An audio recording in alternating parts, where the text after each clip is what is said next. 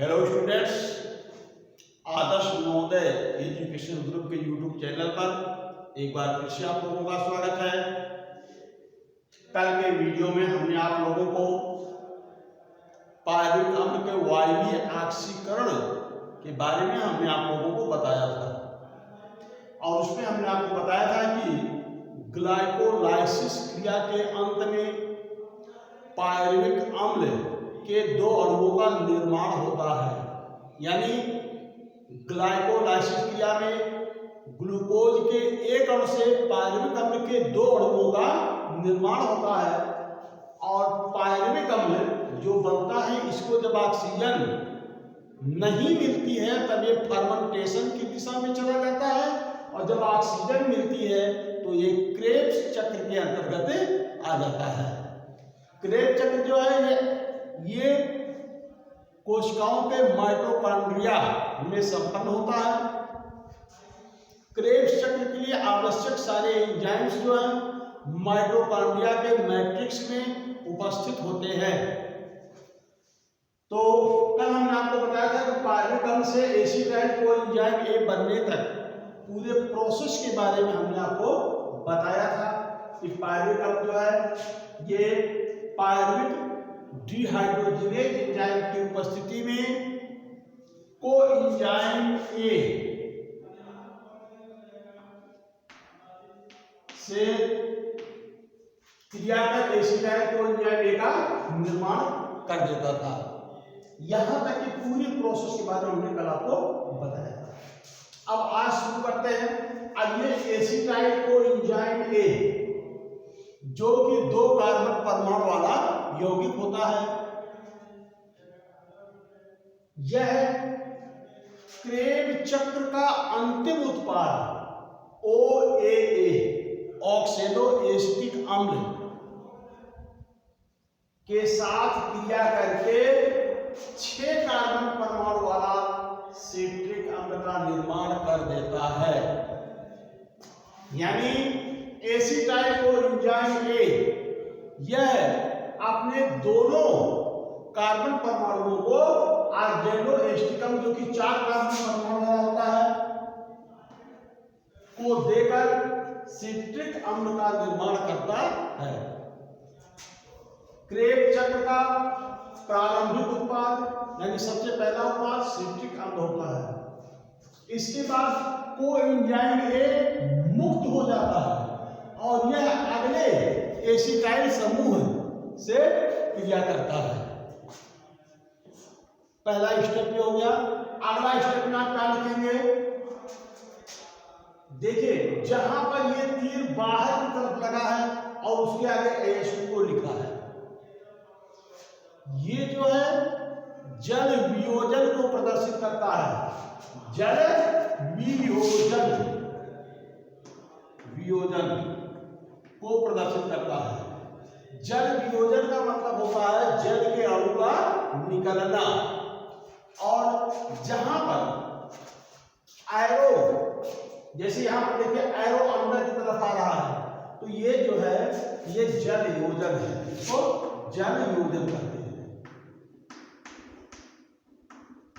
तो जल योजन माने होता है जल के अणुओं का जोड़ना। तो पहला स्टेप तो हमने क्रेब चक्र का सबसे पहला स्टेप क्या लिखा हमने कि पायरुविक अम्ल से एसिटाइल कोएंजाइम ए का निर्माण हो जाता है। एसिटाइल कोएंजाइम ए अपने दोनों कार्बन परमाणु को 4 कार्बन परमाणु वाले ऑक्सेलो एसिटिक अम्ल को दे देता है और 6 कार्बन वाले सिट्रिक अम्ल का निर्माण हो जाता है। इस क्रिया में कोएंजाइम ए पुनः मुक्त हो जाता है। अगला स्टेप लिखेंगे, दूसरा चरण, सिट्रिक अम्ल एकोनिटेज एंजाइम की उपस्थिति में, देखिए सिट्रिक अम्ल एकोनिटेज एंजाइम की उपस्थिति में जल वियोजन द्वारा सिस एकोनिटिक अम्ल का निर्माण कर देता है। बस इतने आपको लिखना है इसमें।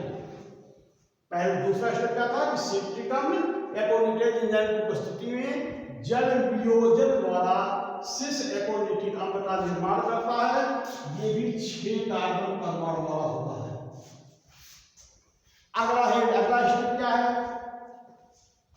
सिस एकोनिटिक अम्ल एकोनिटेज एंजाइम की उपस्थिति में जल योजन द्वारा 6 कार्बन वाले आइसोसिट्रिक अम्ल का निर्माण कर देता है। फिर अगला स्टेप लिखिए आप। आइसोसिट्रिक अम्ल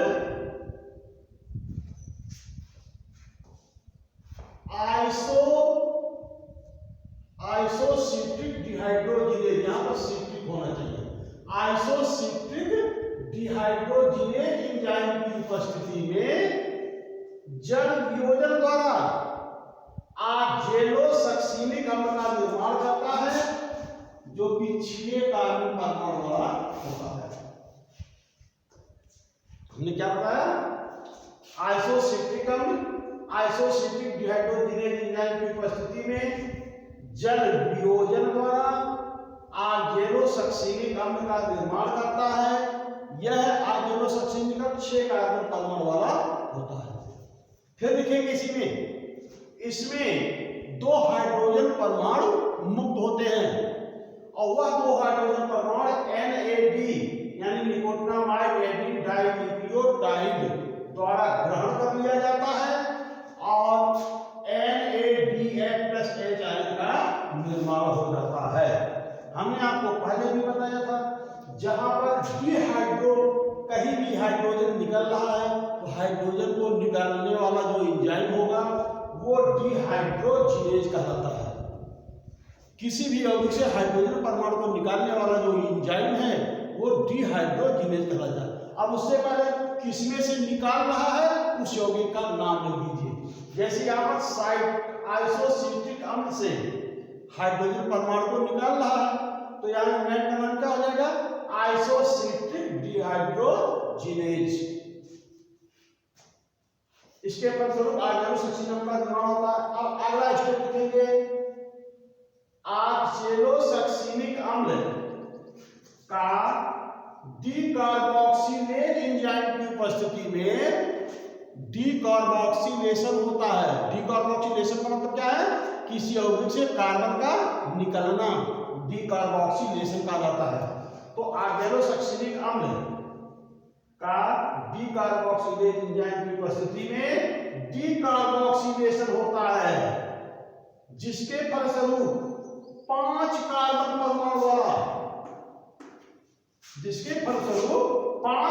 परमाणु वाला अल्फा कीटोग्लूटेरिक अम्ल का निर्माण हो जाता है। यह अल्फा कीटोग्लूटेरिक अम्ल जो है क्रेब चक्र में बनने वाला एकमात्र 5 कार्बन वाला यौगिक होता है। महत्वपूर्ण पॉइंट है ये। अल्फा कीटोग्लूटेरिक अम्ल क्रेब चक्र में बनने वाला मात्र एक और प्रथम 5 कार्बन वाला यौगिक होता है। अब इसके बाद अगला स्टेप लिखेंगे, अगला चरण नेक्स्ट, अल्फा कीटोग्लूटेरिक अम्ल। देखिए यानी अल्फा कीटोग्लूटेरिक डिहाइड्रोजिनेज, फिर आ गया अल्फा कीटोग्लूटेरिक डिहाइड्रोजिनेज एंजाइम की सहायता से अल्फा कीटोग्लूटेरिक अम्ल यह इसका ऑक्सीडेटिव डीकार्बोक्सिलेशन होता है। ऑक्सीडेटिव कार्बोक्सिलीकरण होता है, जिसके फलस्वरूप 4 कार्बन वाले सक्सिनाइल कोएंजाइम का निर्माण हो जाता है। क्या बताया हमने आपको इसमें? देखिए वापस देखिए, अल्फा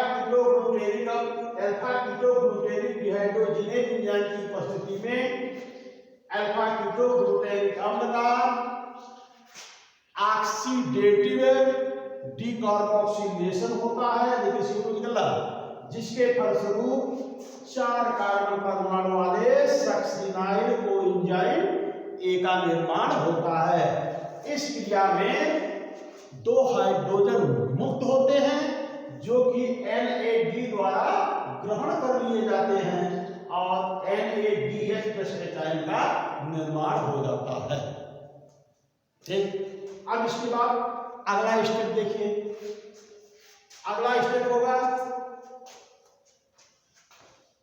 यहाँ हेडिंग डाल करके हम लिखते हैं कि सक्सीनिक अम्ल का निर्माण। सक्सीनिक अम्ल का निर्माण में क्या लिखेंगे? Succinyl coenzyme A, succinic thiokinase enzyme की उपस्थिति में जल योजन द्वारा, देखिए यहाँ पर जल योजन हो रहा है, जल योजन द्वारा सक्सीनिक अम्ल, यानी ये भी 4 कार्बन परमाणु होता है, 4 कार्बन परमाणु वाले सक्सीनिक अम्ल का निर्माण कर देता है। वापस सुन लीजिए एक बार, succinyl coenzyme A succinic thiokinase enzyme की उपस्थिति में जल योजन द्वारा सक्सीनिक अम्ल का निर्माण कर देता है। अब देखिए इस क्रिया में एक फास्फेट मुक्त होता है, वो जीडीपी, इस पीआई को, पीआई मतलब इनऑर्गेनिक फास्फेट, तो जीडीपी माने होता है ग्वानोसिन डाइफास्फेट, जीडीपी माने होता है ग्वानोसिन डाइफास्फेट। तो इसमें 2 फास्फेट है, तो एक फास्फेट और आकर इसमें जुड़ जाता है तो ग्वानोसिन ट्राइफास्फेट हो जाता है, यानी 3 फास्फेट। तो succinyl coenzyme A succinic thiokinase enzyme की उपस्थिति में जल योजन द्वारा 4 कार्बन परमाणु वाले सक्सीनिक अम्ल का निर्माण कर देता है। इस क्रिया में जीडीपी पीआई के साथ मिलकर के जीटीपी का निर्माण कर देता है, ग्वानोसिन ट्राइफास्फेट का निर्माण कर देता है। अगला हेडिंग आप डाल दीजिए फ्यूमेरिक अम्ल का निर्माण। इसमें क्या लिखेंगे भाई? देखिए सेम वही लिखना आपको, सक्सीनिक अम्ल सक्सीनिक डिहाइड्रोजिनेज एंजाइम की उपस्थिति में जल वियोजन द्वारा 4 कार्बन वाले फ्यूमेरिक अम्ल का निर्माण कर देता है। इस क्रिया में 2 हाइड्रोजन मुक्त होता है और वह 2 hydrogen FAD flavin adenine dinucleotide द्वारा ग्रहण कर लिया जाता है और FADH2 का निर्माण हो जाता है। अगला स्टेप, अगला हेडिंग डालेंगे मैलिक अम्ल का निर्माण।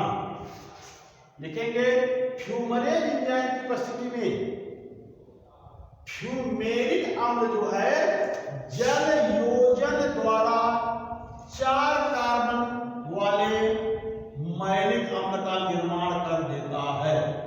बस अगली हेडिंग डालेंगे OAA यानी आजेलो एस्टिक अम्ल का निर्माण। इसमें क्या लिखेंगे? यहां देखो जल वियोजन हो रहा है, अब इसमें लिखेंगे मैलिक डिहाइड्रोजिनेज एंजाइम की उपस्थिति में मैलिक अम्ल जल वियोजन द्वारा 4 कार्बन वाले ऑक्सेलो एस्टिक अम्ल का निर्माण कर देता है। इस क्रिया में 2 हाइड्रोजन मुक्त होता है, यह 2 हाइड्रोजन NAD द्वारा ग्रहण कर लिया जाता है, निकोटिनामाइड एडेनिन डाइन्यूक्लियोटाइड द्वारा ग्रहण कर लिया जाता है और NADH+H का निर्माण हो जाता है। इसको पढ़ते क्या है? रिड्यूज निकोटिनामाइड एडेनिन डाइन्यूक्लियोटाइड, इसको पढ़ा जाता है। इस प्रकार क्रेब चक्र में बनने वाला सबसे अंतिम उत्पाद आक्जेलो एस्टिक अम्ल होता है। बस यही चीज अब इसमें आपको करना क्या है? देखिए कि क्रेब चक्र में आपको 20 शब्द याद करना है, 20 शब्द याद करना है आपको। सिट्रिक अम्ल, सिस्टेकोनिक अम्ल, आइसोसिट्रिक अम्ल, आर्गेनोसक्सिनिक अम्ल, अल्फा कीटोग्लूटारिक अम्ल, सक्सीनाइल कोएंजाइम ए सक्सीनिक अम्ल, फ्यूमेरिक अम्ल, मैलिक अम्ल। 10 तो ये हो गया। अच्छा एक और है आर्गेनो एस्टिक अम्ल। 10 ये हो गया और 10 एंजाइमों के नाम आपको याद कर लेने हैं। अब हमने आपको पहले भी बताया था कि एंजाइमों का नाम उनके कार्य के अनुसार होता है, तो कहीं न कहीं आपको कुछ न कुछ हिंट अवश्य मिल जाता है इसमें। जैसे सिट्रिक अम्ल से सिस एकोनिटिक अम्ल का निर्माण होता है, तो यहाँ पर एकोनिटेज एंजाइम हो गया। अब सिस एकोनिटिक अम्ल से आइसोसिट्रिक अम्ल, यहाँ भी एकोनिटेज एंजाइम हो गया। अब यहाँ पर आइसोसिट्रिक अम्ल से आइडेलो सक्सिनिक अम्ल का निर्माण होता है और इसमें 2 हाइड्रोजन परमाणु मुक्त होते हैं। तो 2 हाइड्रोजन परमाणु अगर मुक्त हो रहे हैं तो जाहिर सी बात यहाँ पर डिहाइड्रोजिनेज एंजाइम होगा। और कौन सा डिहाइड्रोजिनेज होगा? आइसोसिट्रिक डिहाइड्रोजिनेज, यानी आइसोसिट्रिक अम्ल से हाइड्रोजन परमाणु को निकालने वाला एंजाइम। इसी प्रकार से देखो ऑक्सैलो सक्सिनिक अम्ल है, अब इसमें से कार्बन डाइऑक्साइड निकल रहा है, यानी इसका डीकार्बोक्सिलीकरण हो रहा है। तो यहाँ पर एंजाइम कौन सा हो जाएगा? कार्य के अनुसार भाई जो एंजाइम डीकार्बोक्सिलेशन करता है उसको डीकार्बोक्सिलेज हो गया ये। इसी प्रकार से यहाँ पर देखिए आर्गेलो सक्सिनिक अम्ल से ये अल्फा कीटोग्लूटेनिक अम्ल से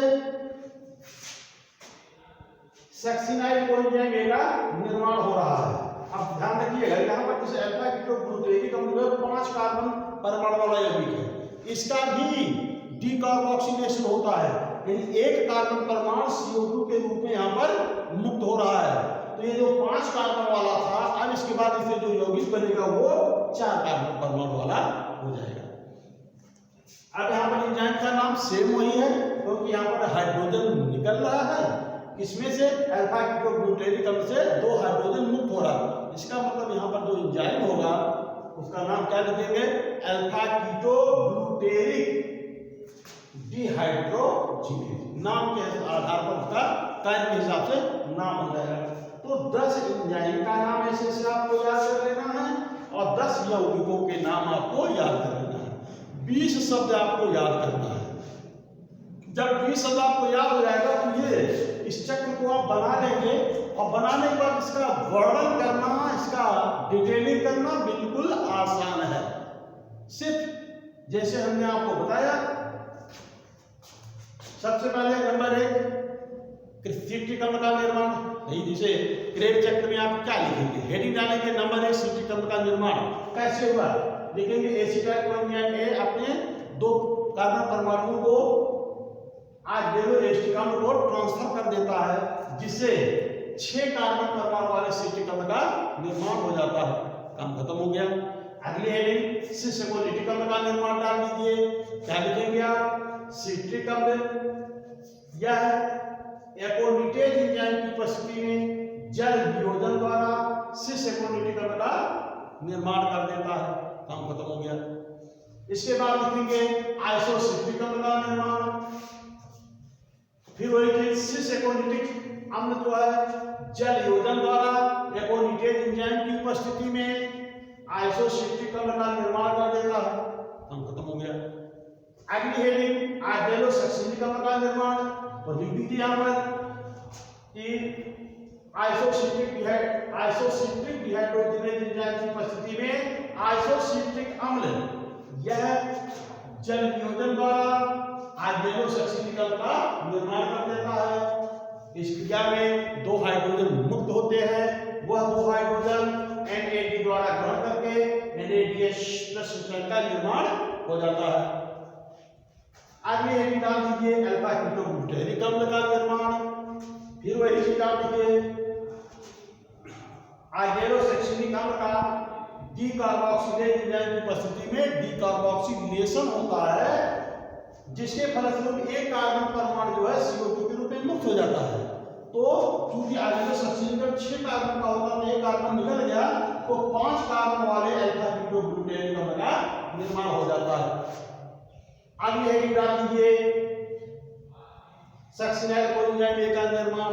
क्या लिखेंगे आप? सेम वही चीज लिखेंगे कि अल्फा कीटोग्लूटेनिक डिहाइड्रोजिनेज एंजाइम की उपस्थिति में अल्फा कीटोग्लूटेनिक अम्ल का ऑक्सीडेटिव डीकार्बोक्सिलेशन होता है, जिसके फलस्वरूप 4 कार्बन परमाणु वाले सक्सिनाइल कोएंजाइम ए का निर्माण हो जाता है। इस क्रिया में करने वाला 2 हाइड्रोजन NAD द्वारा ग्रहण कर लिया जाता है, NADH+ बन जाता है। तो इसी प्रकार से आप लिखिएगा इसका निर्माण जो होगा उसको आप लिखो। ये पूर्ण रूप से आपका इस प्रकार से क्रेब चक्र आपका कंप्लीट हो जाएगा। इसमें आपको कोई प्रॉब्लम नहीं आएगी, केवल आप इन 20 शब्दों के नाम आप याद कर लेंगे। याद करने के लिए लिख करके आप याद करोगे तो ज्यादा आपको बेटर होगा। ठीक है, खाली किताब में आपने देख लिया, कॉपी में आपने देख लिया, तो देखने से जल्दी याद नहीं हो पाता। उसको एक बार देखा फिर उसको बंद करके लिख लीजिए, फिर मान लो कहीं भूल रहे फिर एक बार देख लीजिए, फिर बंद करके लिख लीजिए।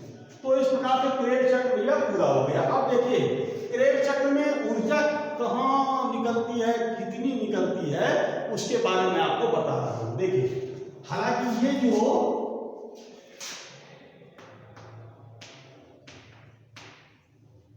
ये जो पायरेटम से एसिटाइल कोएंजाइम ए बनने तक का जो प्रक्रम है, ये क्रेब चक्र के अंतर्गत नहीं आता है। इस चीज को ध्यान में रखना आप।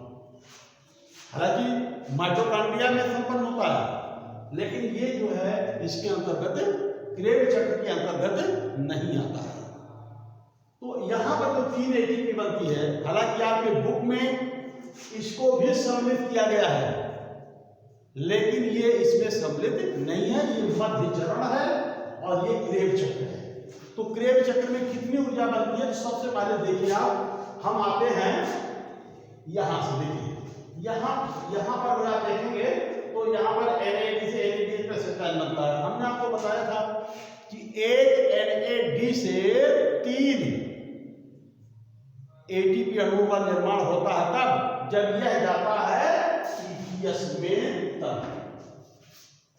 तो देखिए अब यहां पर 3 ATP यहां पर बनता हुआ मैं दिखाया हूं, देखिए आप, यानी इससे जो है 3 ATP यहां बन जाएगा जब ये जाएगा EPS में। उसके बाद देखिए यहां भी NADH एसिटाइल बन रहा है, तो ये भी जब EPS में जाएगा तो इससे भी 3 ATP यहां बन जाएगा। यहां पर 3 ATP लिखा हुआ है, 6 हो गए। उसके बाद देखिए ये जो ग्वानोसिन ट्राइफॉस्फेट है, इससे केवल 1 ATP बनेगा। देखिए ये ग्वानोसिन ट्राइफॉस्फेट, इससे केवल 1 ATP बनेगा। तो 3 3 6 7 ATP हो गया।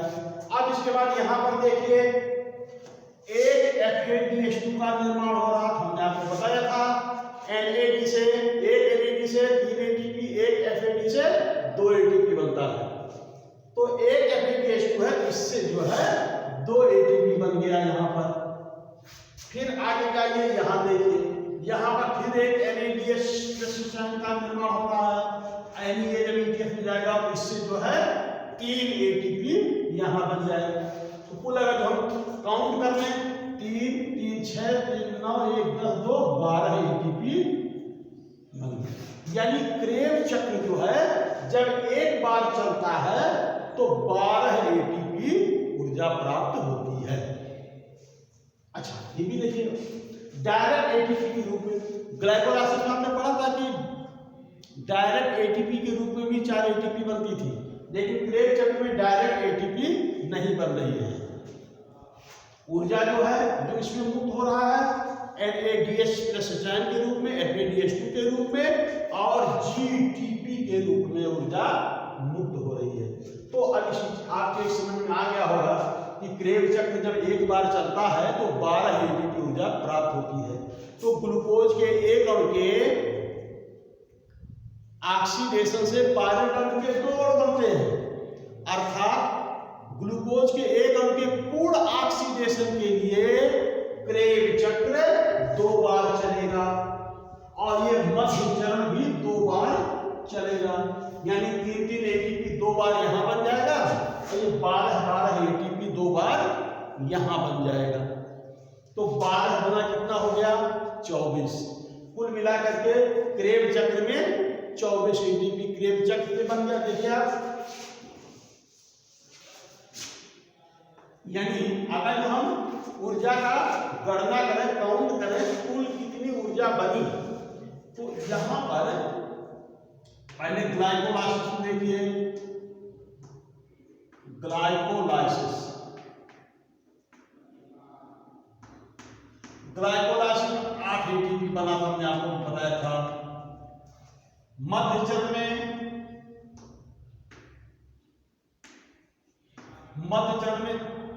यानी 3 एटीपी 2 बार बन जाएगा, यानी कि इसको हम लिख सकते हैं 3 × 2 बराबर 6 एटीपी।